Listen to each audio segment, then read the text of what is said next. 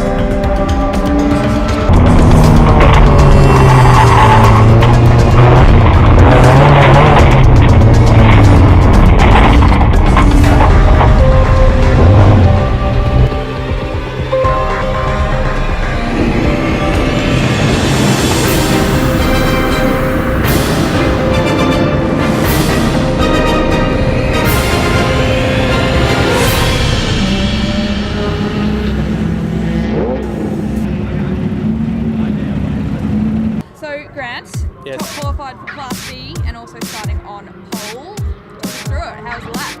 Oh, it was pretty good. So it's probably this morning I've done a bit of a quicker time, being colder and whatnot. So, but I was happy with that time. It's the fastest I've been in qualifying around here. So, I was happy with the lap.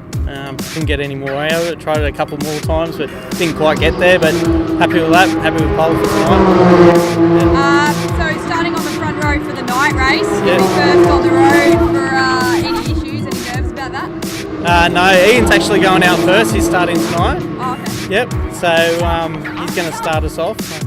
He starts normally quite well in the night races, so he'll go out first. And no nerves for me yet until I have to get in. So it'll be interesting to see how we go.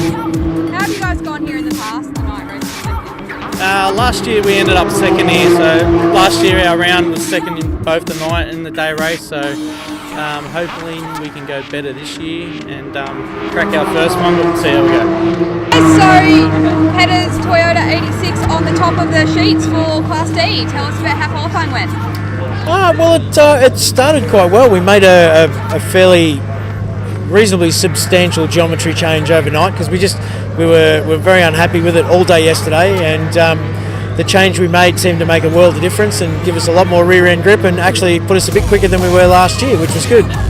Who set the qualifying time? That would be me. Well done. Thank you. Yeah. So definitely an improvement over yesterday and looking good for the race this afternoon? Yeah, very much so. I think our pace is going to be quite good. I mean, Grant was only a 15th behind me anyway. Really, I think we've found our problem and sorted it out, and very happy. Really looking forward to the race now. And Grant, how's it gone for you guys here in the past, and how are you feeling ahead of the night race tonight? Yeah, no, feeling pretty good. The changes we made have been good. I was not as happy with it as Terps is, but I'm happy with where it's at and where I was at. I've got a few changes to make in the way I'm doing my driving style, thanks to the data that we were looking at. But overall, I think we'll be fairly strong force tonight. And can we expect some funky lighting on the Petta's Toyota tonight? Absolutely. There'll be nothing short. We'll have to wait and see. So George, that makes 3 poles from 3 rounds. You must be pretty happy with that. Yeah, it's good. The car's fast. It's a whole new animal, so we're just learning how to drive it better. And that was a very, very close qualifying session. I almost didn't have it. So I went out on some old tyres from last year and did a set of time in the first couple of laps. Come in, the boys threw a brand new set of tyres on it. Went out, scuffed them in, had an off in turn 1 and almost buried the car. Got it back out, brought it back in, just cleaned the brake ducts out, went back out again, and on the last lap I put in a 22.5 or 22.4 or something. So yeah, no, the car's good. The car's it's a bit tough this weekend. I got a couple of cracked ribs from an accident a few weeks ago. But yeah, we'll just press on tonight. Brakes are the key here. We need to really look after them. This car's heavy and it's fast, so yeah, we'll have a good run. I hear you've been stripping some road cars in preparation for this race. Do you want to tell me about that? Yeah, one of my friends, she come out this afternoon and she's got an XR6 Turbo, and I needed a tail shaft coupling. I didn't have one here, and I rang her up after qualifying, and I said, "Well, you bringing your car out?" And she's like, "Yeah." So we ripped it off that and fixed mine. So it's all good. Spare parts, no problem. That's what friends are for, right? That's right. Yeah, very much so. So, with you were saying about brakes being important, you're here this year with bigger brakes than you were last year, when obviously you had a pretty poor ending to your race. So you're feeling more confident this time around? Yeah, you can say that. Last year wasn't ideal. We crashed the car after during race 1 after about 18 laps. Had brake failure. This year the car's a lot faster, but the brakes are a lot bigger, so we just got to look after it, got to nurse it, otherwise it's definitely not going to last. So I got the old boy in the car, Jeff. He's good with it, he loves it, so he'll look after it. And I hear you've got some interesting lighting rigged up for the night race tonight too. Yeah, I just put some, you'll see what it looks like later on, no doubt. Just a few lights here and there, so just brighten it up a little bit, but yeah, otherwise we'll see what happens. So you guys have top qualified for Class E. Mitch, tell us about the lap. Took a while to come on because we had new tyres. Took about 5 to 6 laps.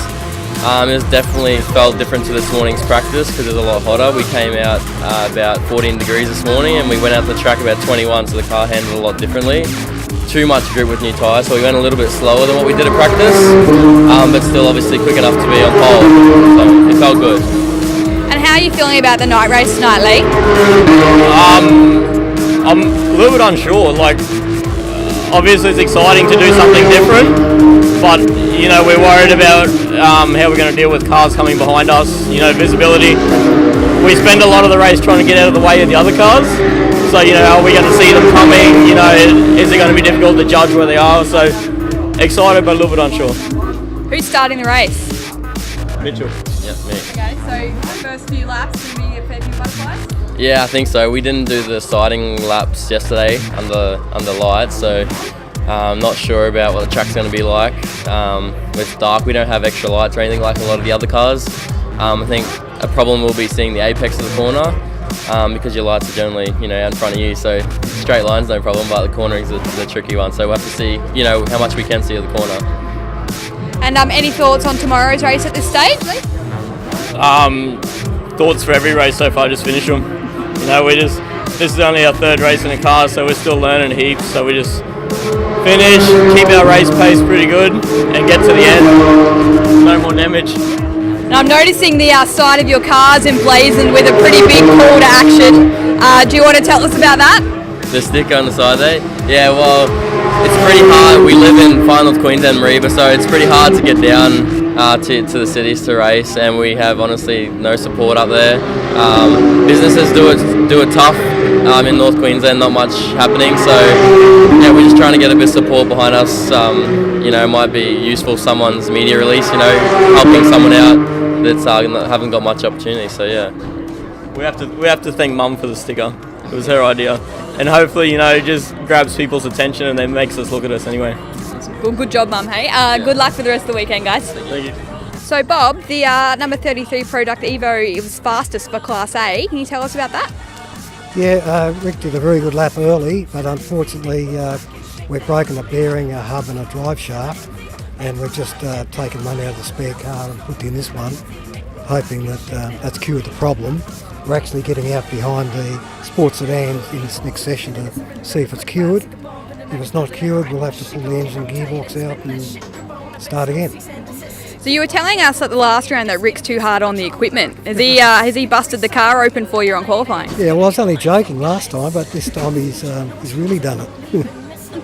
But that's the price you pay for trying to go quicker than they're meant to go, So if it's not fixed on this siding lap and you've got to pull out those things, are we not going to see you on the grid for the night race tonight? Nah, that's a 6-hour job.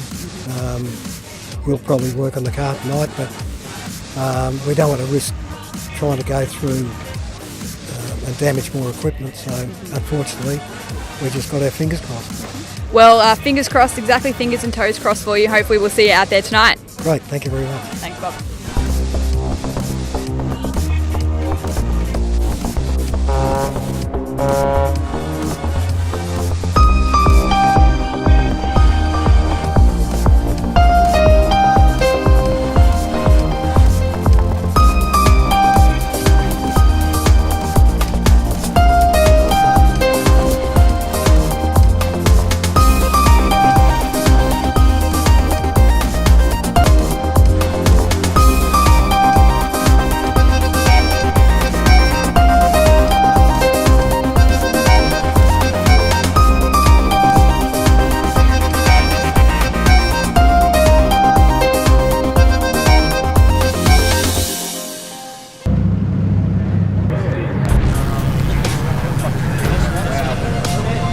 Away we go, and the Audi gets a ripper start from the second row of the grid, as does Bob Pearson. Where is the Morris car?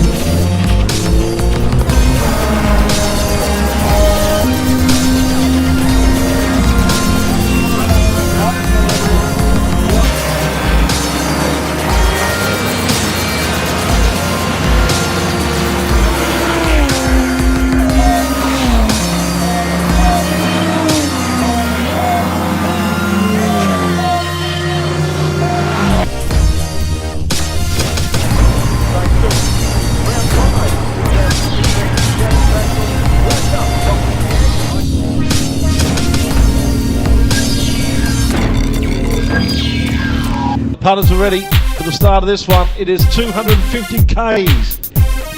Queensland Raceway. Derek Linton sits on pole. We'll wait for the revs to rise, and we will see the Austin Warren cable car of Daniel Gordon pop and bang like Evo's like to do. Gordon grip off the line. Watch the third row. Rick Bates at the wheel to start. This one is the product car. He will drop up between two BMWs before they ignite, and away they go. And exactly at the right time, Rick Bates carves up the two BMWs off the start line there, and it is the Austin Warren cable car of Mark Griffith that will lead them through turn number one. So the Derek Linton BMW will go up the inside of